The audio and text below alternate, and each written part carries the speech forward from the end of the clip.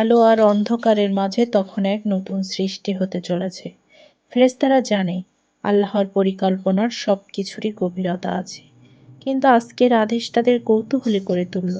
আল্লাহ বললেন, আমি মাটি দিয়ে এমন এক সৃষ্টিকে গড়ে তুলেছি যার নাম আদম। আমি তাকে বিশেষ জ্ঞান দিয়েছি যা তোমাদেরও নেই। তোমরা সবাই তাকে সিজদা করো। ফেরেশতারা বিনা প্রশ্নে সিজদায় নত হলো, কিন্তু একমাত্র ইবলিস দাঁড়িয়ে রইল, তার চোখে অবজ্ঞা। আল্লাহ প্রশ্ন করলেন, হে ইবলিস, তুমি কেন সিজদা করলে না? ইবলিস মুখ ফিরিয়ে বলল, আমি আগুনের তৈরি আর সে নিতান্তই মাটির। আমি কেন তার সামনে মাথা ঝুঁকাবো? আল্লাহর কণ্ঠ কঠোর হইল, তুমি অহংকারী। তুমি জানো না আমার সৃষ্টে আমি কাকে কত মর্যাদা দেব। তুমি এখান থেকে চলে যাও, অভিশপ্ত। কিন্তু ইবলিস তখনও পরাজিত হয়নি। সে বলল, আমাকে সময় দাও হে আল্লাহ, আমি প্রমাণ করব আদমের সন্তানরা তোমার পথে থাকবে না। আমি তাদের বিভ্রান্ত করব, লোক দেখাবো, ভুল পথে চালিত করব।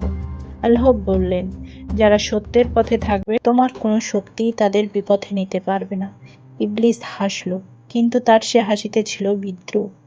অন্ধকারের প্রতিজ্ঞা নিয়ে সে বেরিয়ে গেল, আর শুরু হলো মানবজাতির চিরন্তন এক সংগ্রাম, আলো আর অন্ধকারের লড়াই। আর এই থেকে আমরা এই শিক্ষা নিতে পারি, অহংকার ধ্বংসের দ্বার প্রান্তে নিয়ে যায়, আর আল্লাহর আনুগত্যই প্রকৃত সাফল্যের পথ দেখায়।